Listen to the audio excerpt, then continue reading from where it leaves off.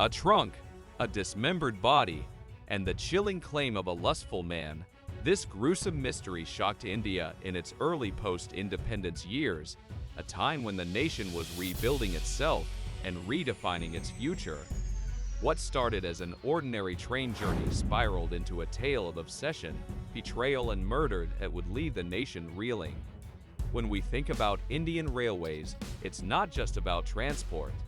It's about people, about stories, and sometimes those stories are darker than the night trains they unfold on. Today, we bring you one such story. This isn't just any murder mystery. This is a tale from 1952, set against the backdrop of a newly independent India, where a severed body in a train trunk led to a gripping investigation and is still a textbook case study for forensic students. Let's hop on board. The Train to Terror. What's more memorable than a train journey? The rhythmic clatter of tracks, scenic views, and that unique mix of humanity. But what if your peaceful ride takes a sinister turn? It's August 29, 1952, and the Indo-Ceylon Express is en route to Rameswaram. The third-class compartment is packed with passengers enjoying the salty breeze and ocean views. Suddenly, something unusual interrupts this idyllic scene, a foul, rotten smell. Passengers wrinkle their noses, searching for the source, until their gaze lands on a steel trunk under a seat. Unable to endure the stench, they call for the guard, who promptly contacts the station master at Manamadurai. By the time the train pulls into the station, the trunk's contents have caused quite a stir. The railway car is detached, passengers are removed, and the police are called in. When the trunk is opened, the scene is horrifying. A headless male corpse, dismembered, stuffed like cargo. The man's hands and a leg are severed. A single green sock clings to his foot, and a cloth string hangs loosely where a lungi once might have been tied. What started as a routine train journey spirals into a nightmare, leaving police scrambling for answers.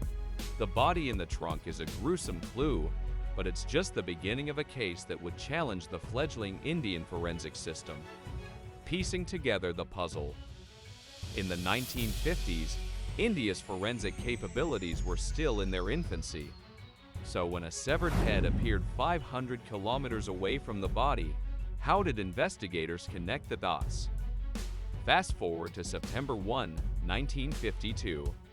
On Royapuram Beach in Chennai, locals stumble upon a ghastly discovery, a decomposed severed head, unearthed by the shifting tides. The face is unrecognizable, and the head's burial site suggests it had been there for days. The local press, ever hungry for sensational headlines, explodes with speculation.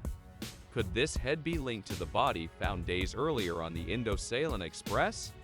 Police initially treat the two cases as separate, but the mounting media frenzy forces investigators to dig deeper. Enter Dr. Gopalakrishnan, a forensic expert at Madras Medical College. Through meticulous examination, he concludes the body and the head are indeed from the same man. The dismembered pieces fit together with eerie precision, solving one mystery but raising another. Who was this man? And why was he killed so brutally? Thanks to Dr. Gopalakrishnan's expertise, the two cases merge, bringing investigators closer to identifying the victim, a discovery that would send shockwaves through Chennai. The victim unmasked. Every murder mystery needs a name for its victim, but how do you identify a body when it's dismembered beyond recognition? It wasn't easy, especially when there was no identification on the dead body and the face was beyond recognition. The police were looking for a missing Muslim man as the dead body was circumcised. But with a hint of luck and lots of deep digging, they managed to find the victim, but with a twist. The man on the forensic table is eventually identified as C. Alavandar, born on May 12, 1910. Fingerprint from his army time in WW2 police managed to call his wife, and she verified the body. His journey is anything but ordinary.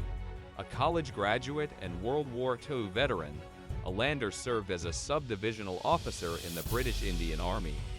Post-independence, He settled in Chennai, working as a pen salesman under Gems & Co. Alandar's job evolved to selling saris and plastic goods, particularly to women. However, his reputation wasn't built on stellar salesmanship.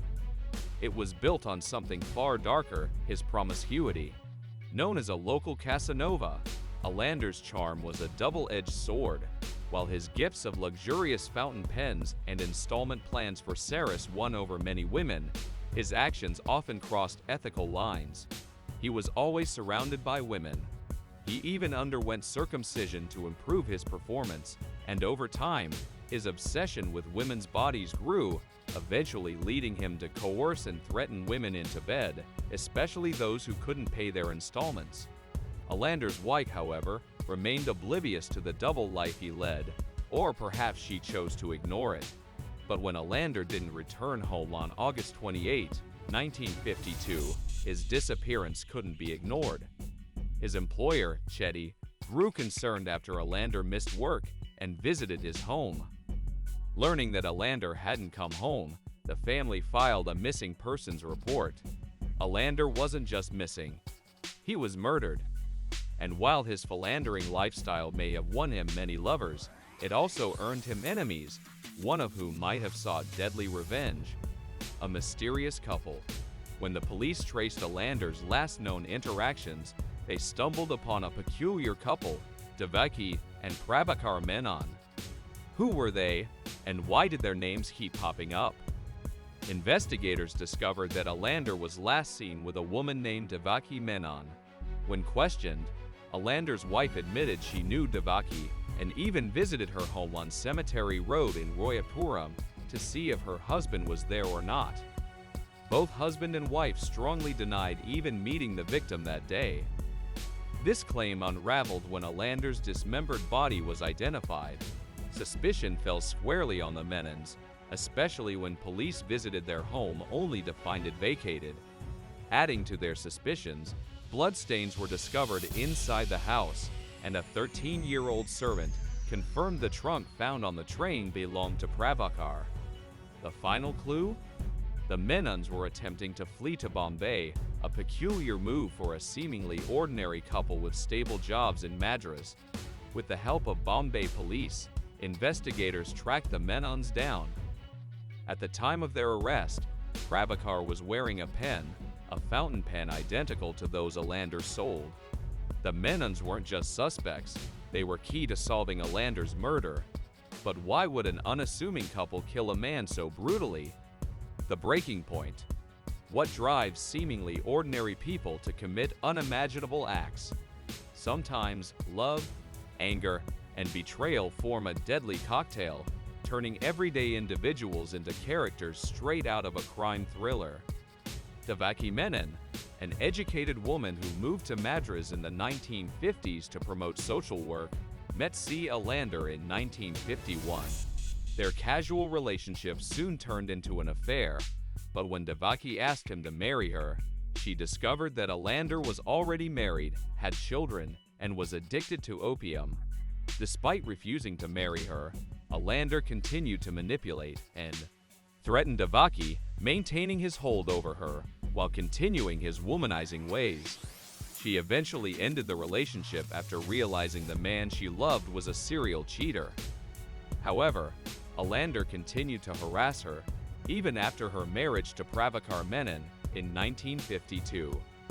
Prabhakar, a loving husband, became suspicious when Alandar intruded on their lives, making inappropriate comments and references to their past. Daki confessed everything to Prabhakar, who, despite the societal stigma, chose to accept her and understand that her past with Alandar was behind her. Together, they devised a plan to deal with Alandar.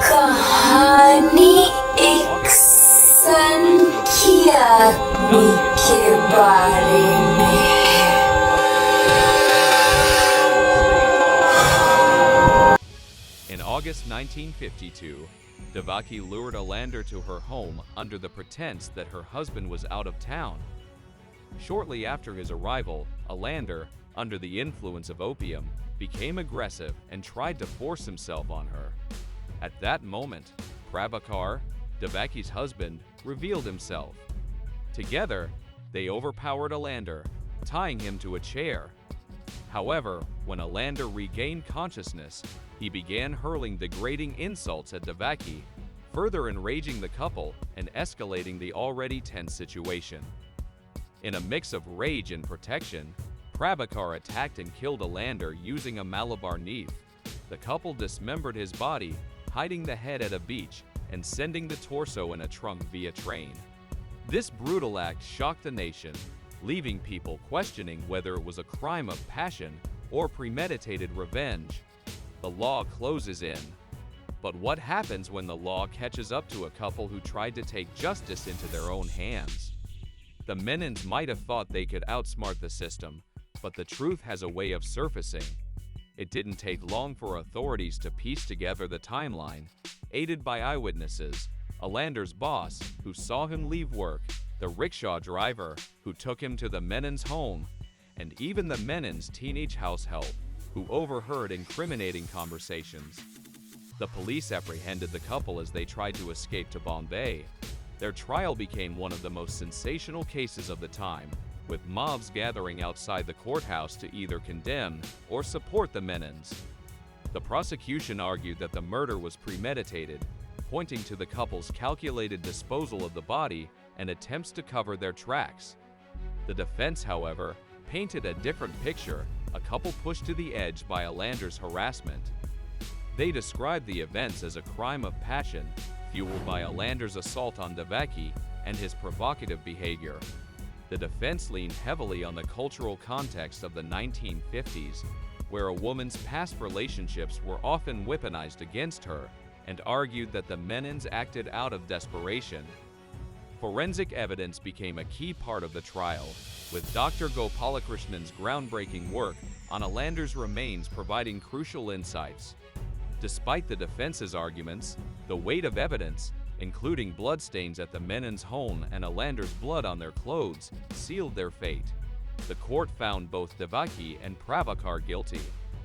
Prabhakar received 7 years of rigorous imprisonment for culpable homicide, not amounting to murder, while Devaki was sentenced to 3 years. Their relatively light sentences sparked debate, with some viewing it as a sympathetic ruling and others as a failure to deliver justice for Alavandar. But was justice ever truly clear-cut in this case? After their release, Devaki and Prabhakar left the scandal of Madras behind and moved to Kerala. They opened a humble tea stall, which eventually grew into a thriving hotel business. Despite their past, the couple rebuilt their lives and seemingly faded into obscurity, leaving the public to speculate on their guilt, motivations, and whether their punishment truly fit the crime. Decades later, the Menons case continues to spark legal and cultural debates in India. Their story isn't just about a murder, but the fall of an educated man consumed by lust, destroying everything in his path. It raises difficult questions. Was Alavandar's death justified? Did the Menons deserve leniency for being victims of his harassment? Or did they cross a moral and legal line?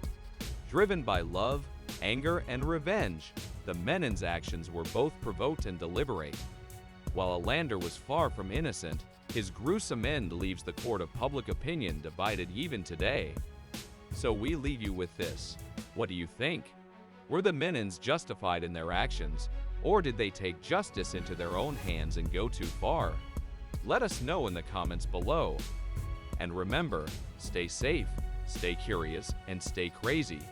If you enjoyed this episode, support our channel. Until next time, take care.